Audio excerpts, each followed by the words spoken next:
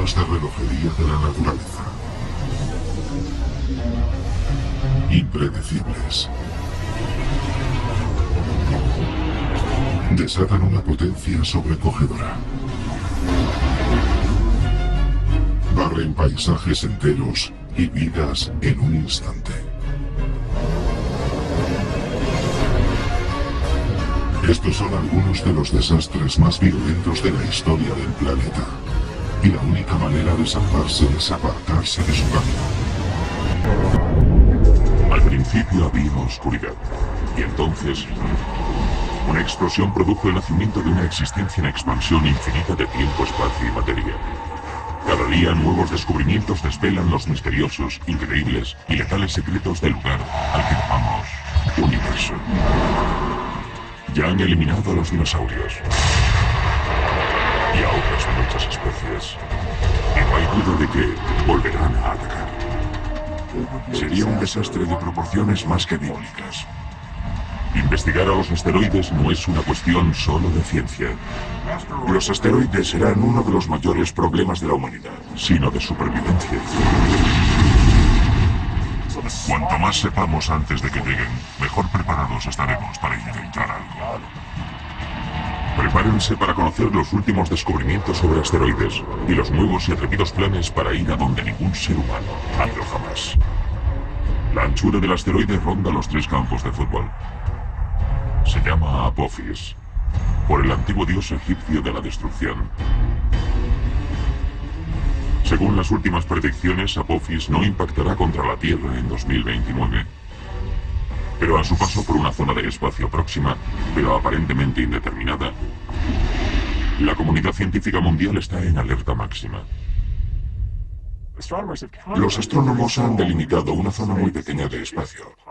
Y si a Apophis se le ocurre pasar por esa zona, se producirá la colisión con la Tierra en 2036. Y esta zona tan pequeña de unos 750 metros de largo y menos de 50 de ancho se denomina el Ojo de la Cerradura. Un equipo internacional de agencias espaciales lanza un cohete para encargarse de Apophis. No hay que volarlo con una bomba nuclear. Primero porque para eso haría falta mucha energía y porque se crearía una enorme cantidad de fragmentos que saldrían en dirección a la Tierra.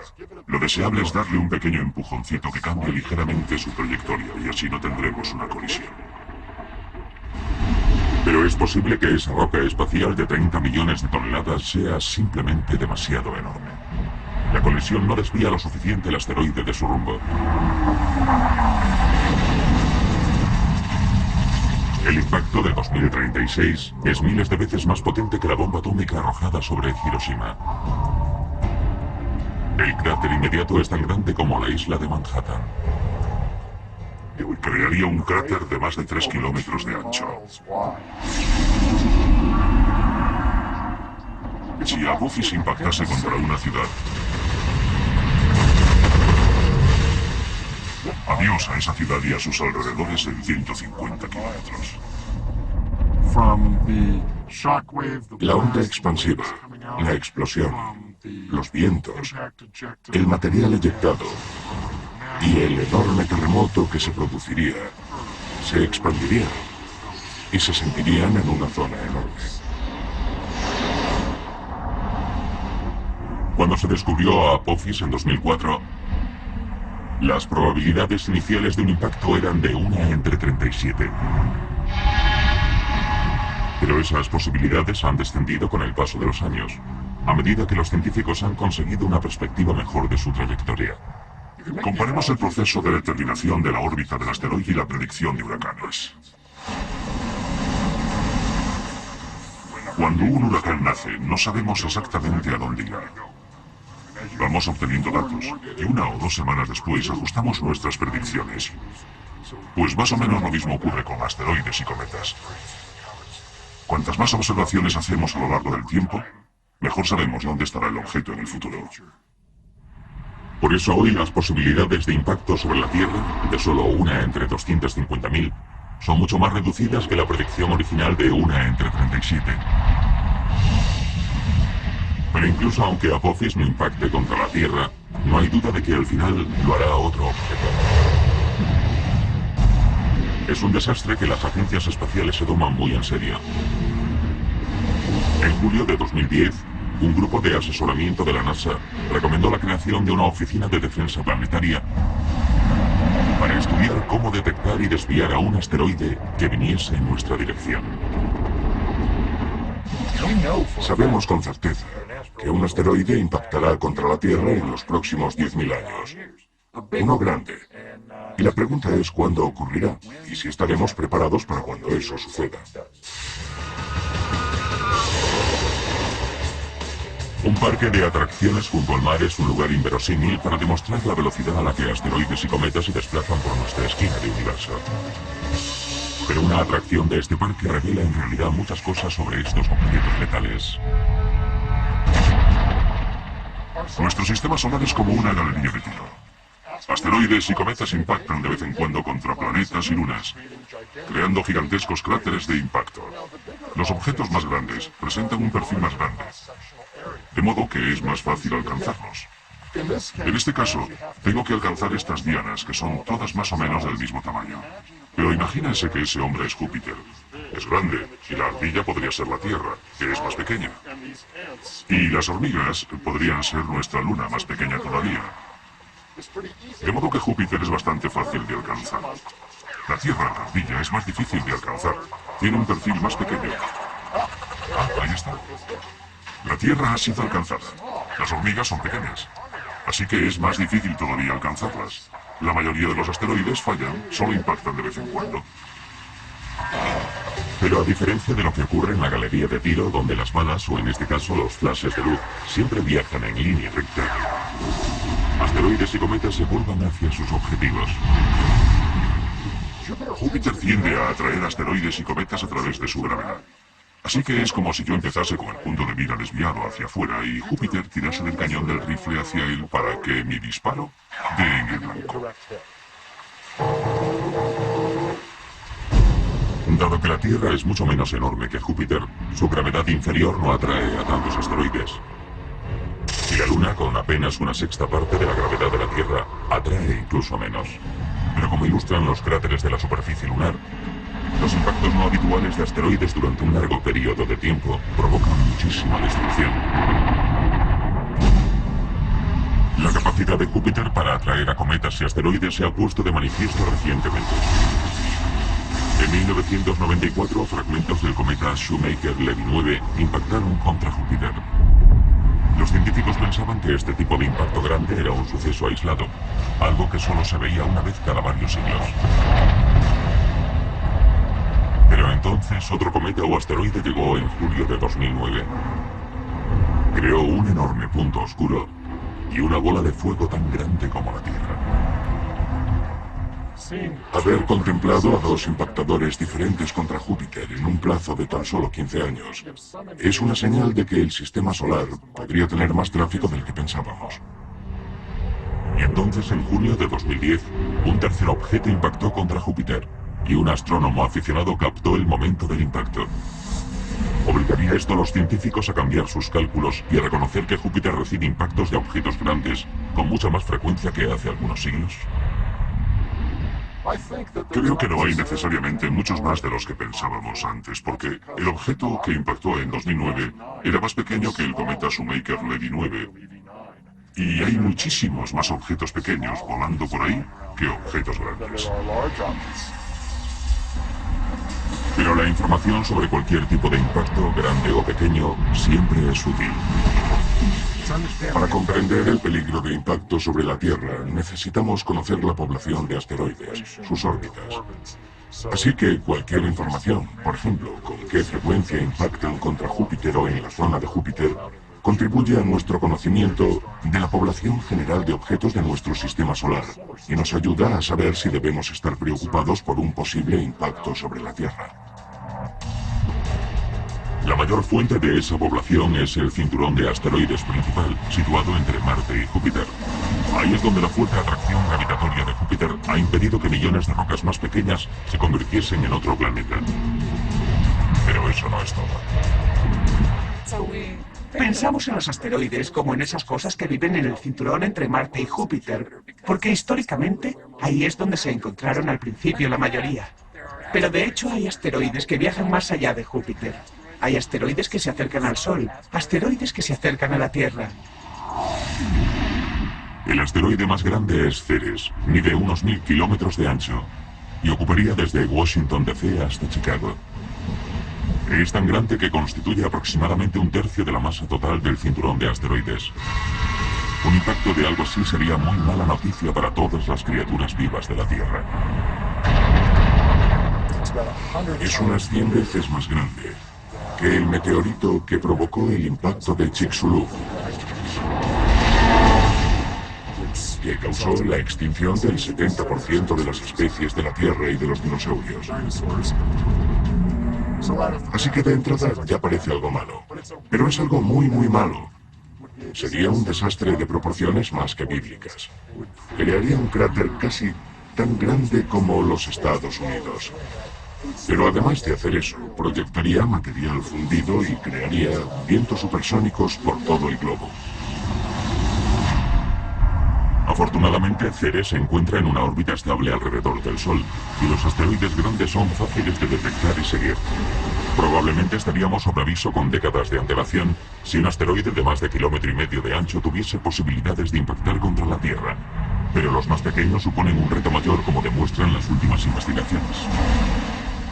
Hay muchos más pequeños que grandes. Si pensamos en objetos de 1 kilómetro de diámetro o mayores, hablamos de unos 940 y de que hemos descubierto un 86% de la población.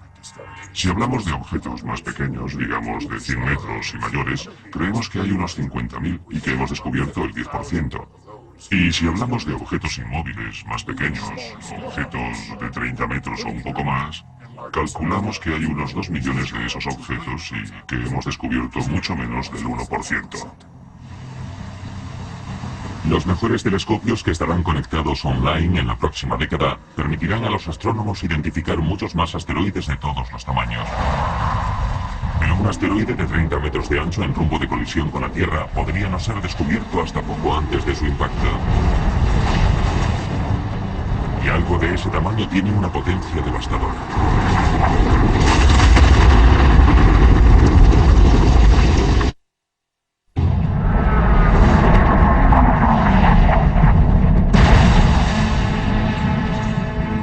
La Tierra está plagada de pruebas de pasadas colisiones con asteroides.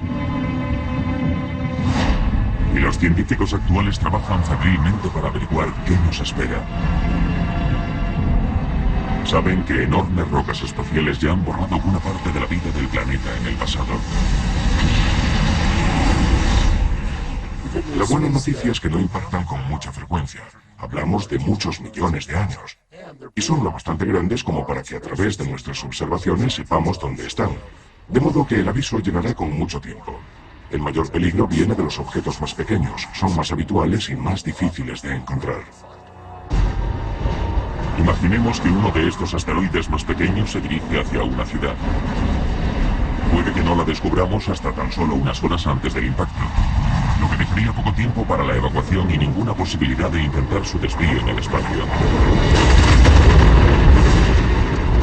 Si mide unos 30 metros de ancho en el momento del impacto, chocará con la energía de una explosión nuclear de 5 megatones.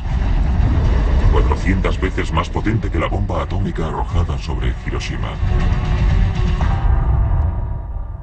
En el momento del impacto contra la Tierra puede causar muchos daños, porque el cráter que se crea normalmente tiene 10 o 20 veces la anchura del objeto impactador. Así que hablamos de unos 300 o 500 metros, y varios kilómetros a la redonda del impacto se verían afectadas por los escombros que saldrían eyectados. Volarían un montón de cosas sobre nosotros.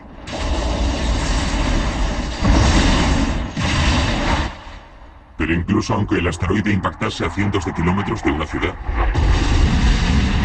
todavía podría crear el caos para sus millones de habitantes.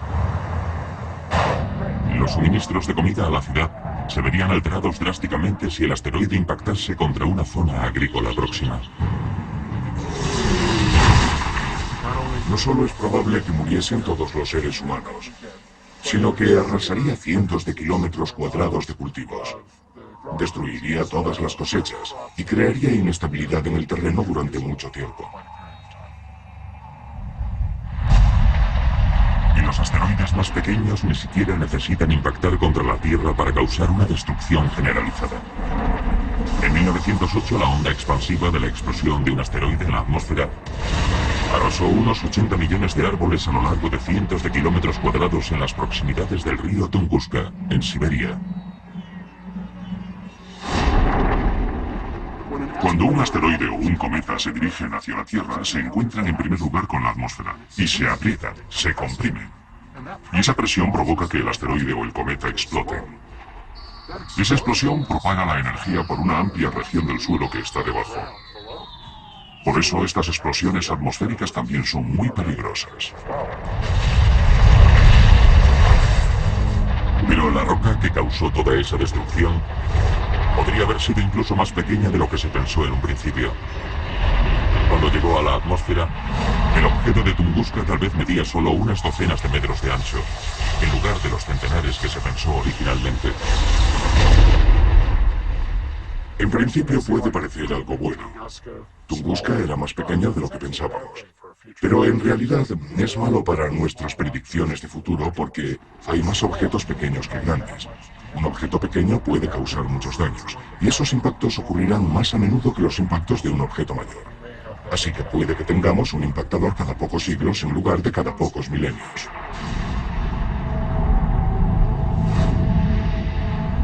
En el extremo inferior de la escala, por debajo de los 30 metros, las rocas espaciales a menudo son conocidas como meteoroides, en lugar de asteroides. Las estrellas fugaces son meteoritos que se queman en la atmósfera. A veces son filmadas por cámaras aficionados, cuando trozos pequeños impactan contra el suelo, contra coches o edificios. De hecho, la atmósfera de la Tierra recibe la visita de objetos del espacio exterior con mucha más frecuencia de lo que nos imaginamos.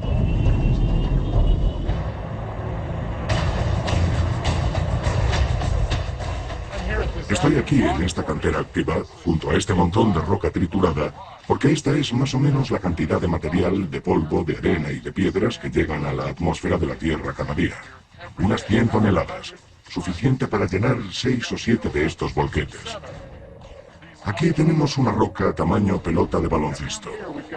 De media, unas 2 de estas impactan contra la atmósfera de la Tierra cada día.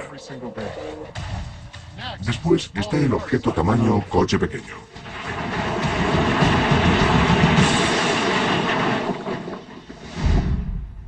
Imaginen este montón de rocas como un objeto único que impacta contra la atmósfera de la Tierra, más o menos del tamaño de un coche pequeño. Esto ocurre aproximadamente cada 2 semanas. Pero incluso algo tan grande probablemente arderá completamente antes de alcanzar la superficie de la Tierra. Un objeto normal que llegue a la atmósfera de la Tierra debe medir al menos 30 metros de diámetro para causar daños graves en la superficie. Pero 30 metros hacen una roca bastante grande. Es como desde el frontal del volquete hasta el cono naranja que está allí. En el otro extremo del espectro está el cráter de impacto confirmado más grande de la Tierra, situado en Bredford, Sudáfrica. Su diámetro es de casi 300 kilómetros. Y cambió drásticamente la Tierra cuando se produjo el impacto hace unos 2.000 millones de años. Seguramente envió una capa de material al espacio que posteriormente volvió e impactó contra la Tierra, provocando incendios, si es que quedaba algo por arder. Y los efectos climáticos del impacto seguramente duraron décadas.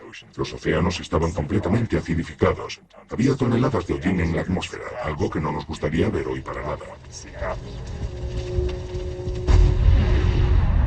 Para la vida primitiva de la Tierra en aquel momento fue un fenómeno de extinción importante, que dejó un cráter más del doble mayor que el que eliminó a los dinosaurios.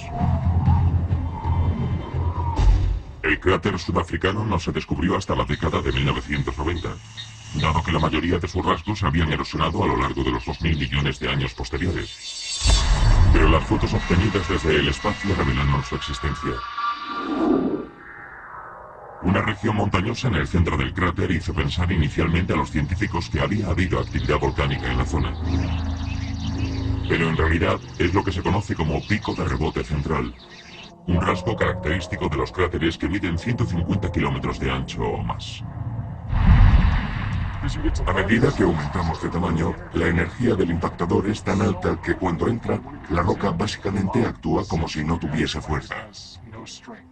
Y lo que tenemos es algo muy parecido a lo que ocurre cuando arrojamos una piedra al agua. Vemos el pico del rebote, cuando el agua baja y vuelve a subir. Pero como es roca, se solidifica y vemos un montón de estos picos centrales en la Luna y por todas partes en el sistema solar. Pero hay otros asteroides grandes que han impactado mucho más recientemente. Incluso más que el asteroide que mató a los dinosaurios hace 65 millones de años. 30 millones de años después, otro enorme asteroide impactó contra la costa este de América y ayudó a formar lo que hoy se conoce como Bahía de Chesapeake. Vemos restos que son prueba de ese impacto por todo el litoral oriental, hasta Nueva Jersey y Nueva York por el norte, y similares en el sur. El cráter de 90 kilómetros de ancho estuvo oculto bajo el agua hasta que la exploración petrolífera confirmó su existencia en la década de 1990. Y dado que el asteroide impactó justo en la costa, creó un enorme tsunami. Parece que las olas pudieron alcanzar entre los 15 y 45 kilómetros de altura, y serían olas muy grandes. Los montes Apalaches rondan los 1000 metros de altura. Así que aunque buena parte de las olas disminuyeron de altura según avanzaban tierra adentro, hablamos de mucha agua, que bien podría haber inundado los Apalaches y el actual valle del río Ohio. Y si ese mismo impacto ocurriese hoy, la costa este jamás volvería a ser la misma.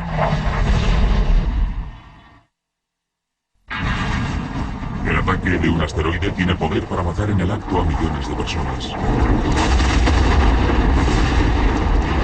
Los mayores impactos pueden causar incluso catástrofes globales y amenazar la propia existencia de la humanidad. Por eso el estudio de los asteroides es una de las máximas prioridades de la ciencia. Hace 35 millones de años, un enorme asteroide impactó contra la costa este de América.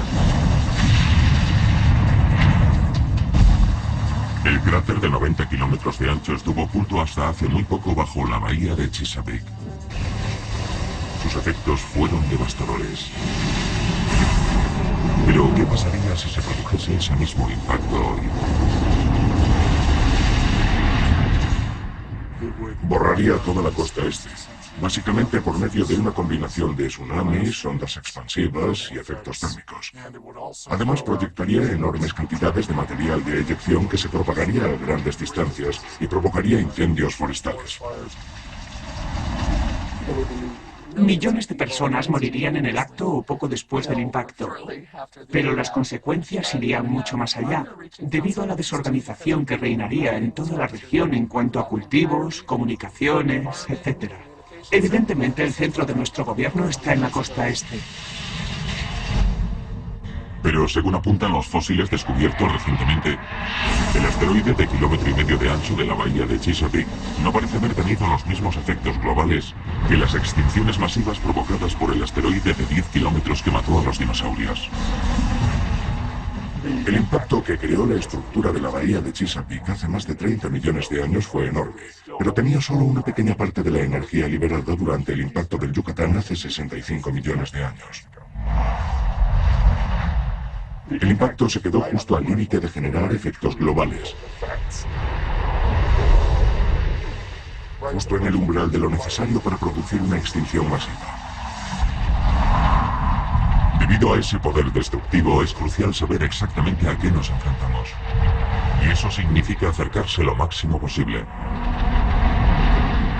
En 2001, la misión de la NASA, NEAR, tenía como objetivo únicamente orbitar el asteroide Eros. Pero una vez que llegó allí y cumplió los objetivos de su misión, se tomó la decisión de intentar aterrizar. Eso es algo muy curioso. Es como una exploración de las de antes. Decidieron intentarlo y lo hicieron. Las imágenes de la aproximación y aterrizaje ofrecieron a los científicos una perspectiva mucho más detallada de la superficie de un asteroide de la que habían disfrutado hasta entonces, con algunos resultados inesperados.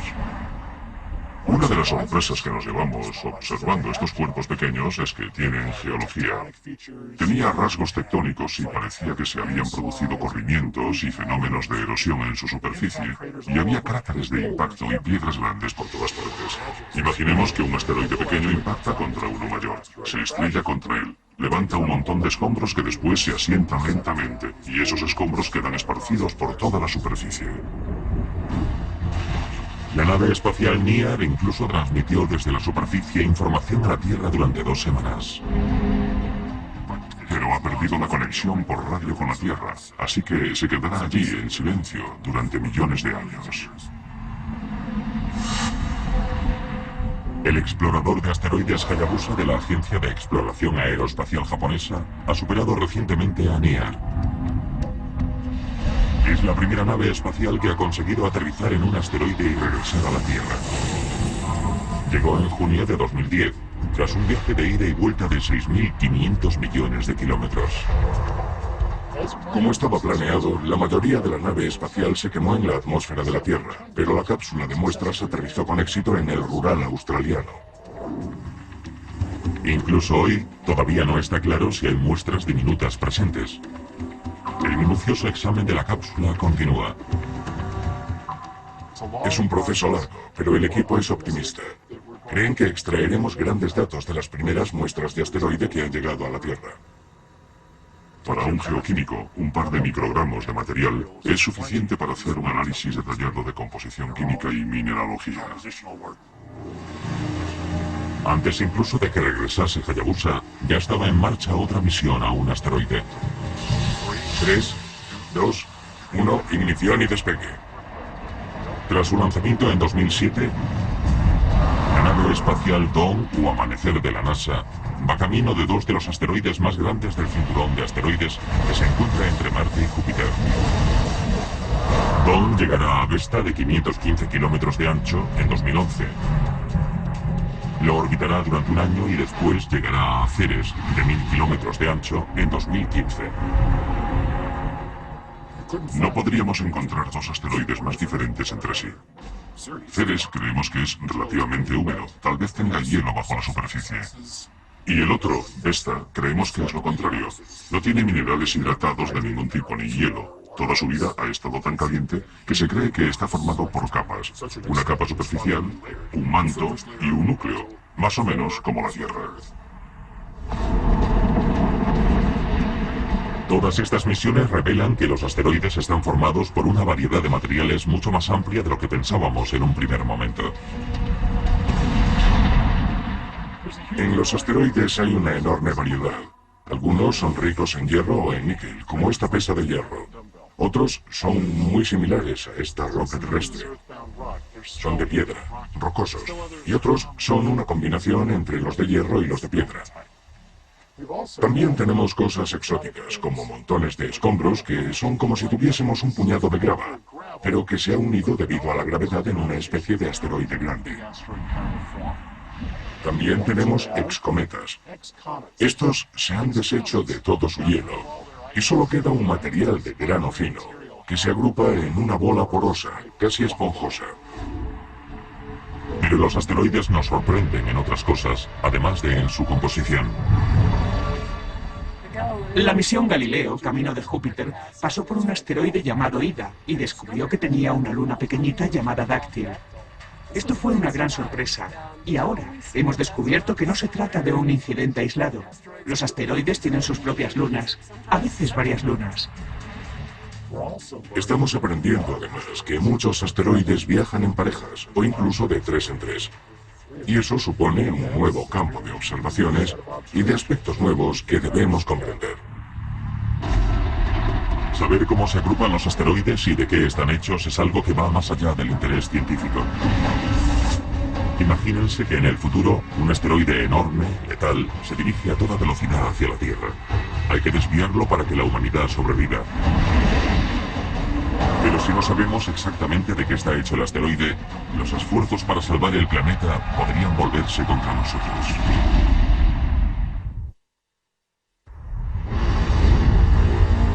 El impacto de un asteroide puede provocar más destrucción que prácticamente cualquier otro desastre natural. Pero es también uno de los pocos ejemplos de la furia de la naturaleza que tal vez podamos evitar.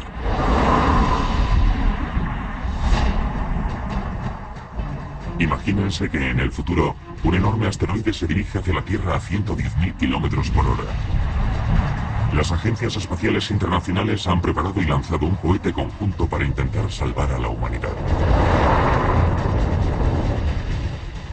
El truco está en conocer al enemigo. ¿Está formado por hierro macizo? ¿Está formado por trozos de roca? ¿Está formado por un montón de escombros? ¿Es una bola fofa excometa? Porque si chocamos contra un trozo de hierro macizo por una nave espacial, reaccionará de forma muy diferente que un objeto esponjoso. El asteroide resulta estar formado por un montón de escombros. Es lo bastante blando para absorber casi todo el impacto del cohete y para continuar en su rumbo de colisión contra la Tierra. Además, es lo bastante grande para no quemarse en la atmósfera. Impacta y cambia para siempre la vida en nuestro planeta. Este es el precio que podríamos pagar si no aprendemos lo máximo posible sobre la variedad de asteroides de nuestro sistema solar. Pero al menos con los asteroides grandes deberíamos estar avisados con años o décadas de antelación de su llegada. Con los cometas, incluso con los enormes, el tiempo de aviso se medirá en meses. ¿Por qué? Eso es lo que Clayton de Atlanta, Georgia, quería preguntarnos. Así que nos envió un correo electrónico. ¿Por qué habría mucho menos tiempo de aviso si un cometa fuese a impactar contra la Tierra comparado con el que hay con un asteroide? Buena pregunta, Clayton. A todos nos gustaría saber cuándo podría impactarnos algo. El caso es que los asteroides están tan cerca que podemos seguir su órbita con precisión. Eso significa que podemos hacer predicciones muy precisas de dónde estarán con decenas e incluso siglos de antelación. Y eso significa que podríamos desviarlos antes de que llegasen a la Tierra.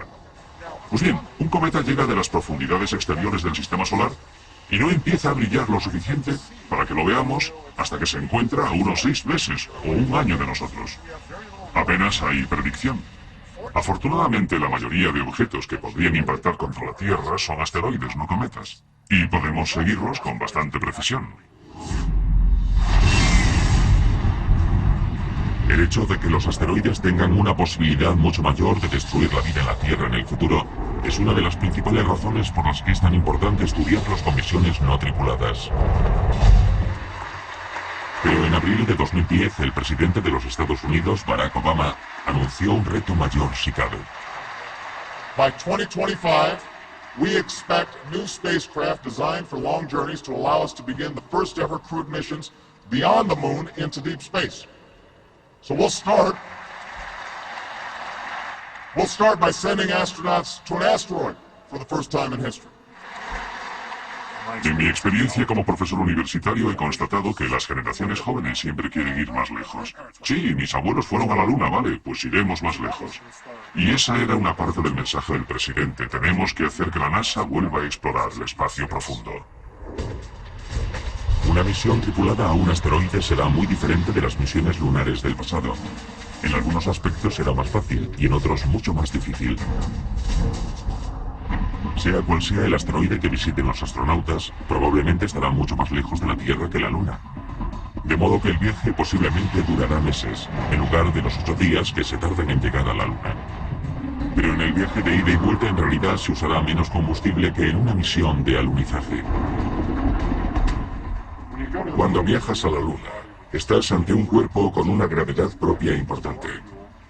Tienes que usar más combustible para frenarte con seguridad y descender hasta la superficie.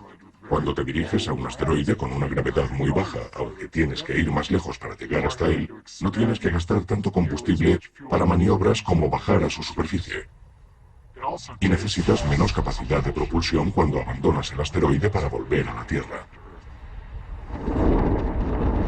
Pero aterrizar sobre la superficie de un asteroide supondrá un reto mucho mayor que alunizar. Se parece más a atracar que a aterrizar.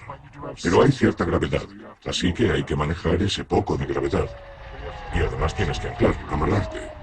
Cuando estás en la gravedad de la Luna, un sexto de la de la Tierra, no tienes que agarrarte. Explorar un pequeño asteroide giratorio será mucho más difícil para los astronautas que saltar por la Luna. Será más similar a un paseo espacial. El concepto de arriba y abajo es un poco confuso, y hay que tener cuidado a la hora de dar un paseo por el asteroide, porque la gravedad del asteroide es muy leve. Un buen salto puede ponerte en órbita alrededor del mismo, o incluso lanzarte a velocidad de escape y que salgas despedido del asteroide completamente. Tienes que asegurarte de que estás bien atado. Pero dado que los rovers ya han demostrado su eficacia en la exploración de otros mundos, ¿hay alguna razón de peso para enviar astronautas a un asteroide?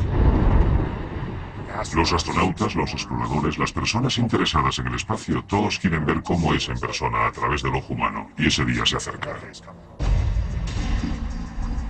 Los robots pueden hacer muchas cosas, y ya las han hecho en la exploración espacial, pero no hay mejor geólogo que un ser humano. Ser geólogo y explorar un asteroide, ser capaz de reconocer la historia de una región en particular, observar tipos familiares de formaciones geológicas, todo eso son cosas que quieres hacer. Quieres tomar muestras de una roca, no de la que está al lado. Los asteroides también son importantes por los recursos que podrían contener. Año 2050. Una tripulación de astronautas acaba de aterrizar con su nave espacial sobre un asteroide. No han venido para explorar. Solo es una parada en boxes. Pero ¿qué tipo de recursos valiosos podría haber en este pequeño mundo rocoso?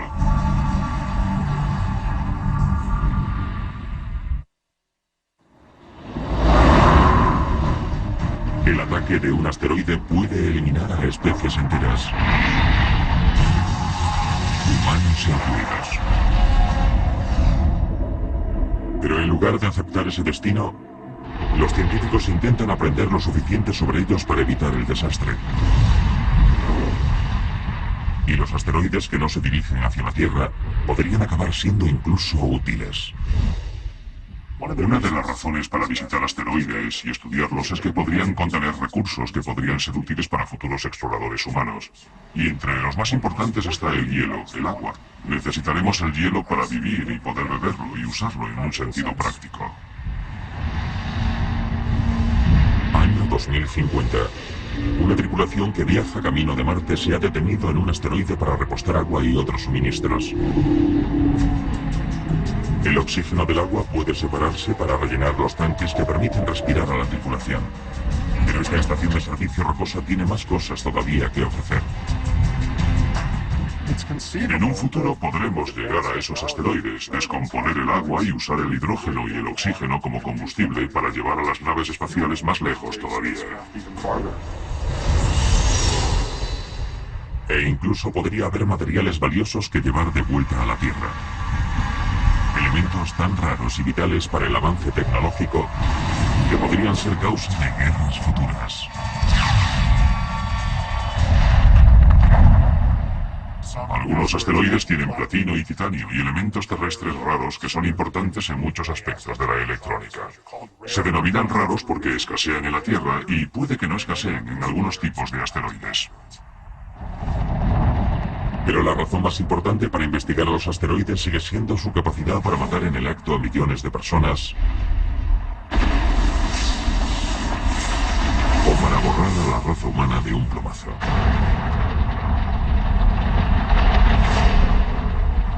Para contrarrestar esta amenaza, la NASA lanzó la misión WISE en diciembre de 2009. El explorador infrarrojo de campo amplio ya ha encontrado 25.000 asteroides y más de una docena de cometas que eran demasiado oscuros para detectarlos con luz visible. Está observando todo nuestro sistema solar. Confían en que escudriñe el 99% del cielo e intentar hacer un mapa de estos objetos cercanos a la Tierra. De estos asteroides que en el pasado no hemos encontrado. Puede que ello nos ayude a averiguar si hay alguno en rumbo de colisión con la Tierra. Y aunque es algo que normalmente no sale en primera página de prensa, ya ha habido bastantes asteroides que han pasado cerca de la Tierra. En abril de 2010, Un asteroide de 20 metros de ancho pasó a 355.000 kilómetros de la Tierra. Una distancia inferior de la que separa a la Tierra de la Luna. Y unos meses antes, un asteroide de 7 metros pasó mucho más cerca. En invierno de 2009, en noviembre, hubo un asteroide que pasó tan cerca de la Tierra que estuvo a solo 13.000 o 15.000 kilómetros en su punto más próximo. Y no lo supimos hasta que estuvo muy cerca. Es la misma distancia que separa a Los Ángeles, en los Estados Unidos, de Mumbai, en la India. Y en 1972, la cámara de un turista que visitaba el Gran Tetón en Wyoming captó un paso mucho más próximo de un objeto de tamaño similar. Aquel suceso fue lo más cerca que se puede estar de una colisión sin que llegue a ocurrir.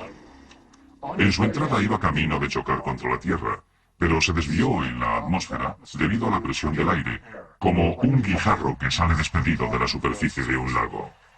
Fue un buen toque de atención. Y entonces, en octubre de 2008, se produjo un impacto pequeño y aparentemente inofensivo en un confín remoto de Sudán, en África. Pero que representó un gigantesco paso adelante para la ciencia de la predicción de los impactos de asteroides. Se descubrió un asteroide pequeño y se predijo que aterrizaría en Sudán al día siguiente, y lo hizo. Se trata del primer caso en el que se descubre un objeto y se predice que aterrizará en un lugar y un momento concreto. Y de hecho, posteriormente se encontrarían fragmentos de ese objeto en el desierto. Pero ese fue tan solo un pequeño impacto con un día de aviso. Hoy sigue debatiéndose sobre si podremos identificar y desviar algo capaz de infligir daños catastróficos a la Tierra. Los científicos creen que todavía hay millones de asteroides sin identificar ahí fuera, capaces de destruir una ciudad o algo peor. ¿Serán capaces de averiguar cuáles se cruzarán en nuestro camino? ¿Y seremos capaces de evitar que se estrellen contra la Tierra? Las apuestas no podrían estar más altas. Cada nuevo descubrimiento en el mundo de los asteroides no es solo un avance científico, sino una oportunidad de aumentar las posibilidades de supervivencia de la raza humana.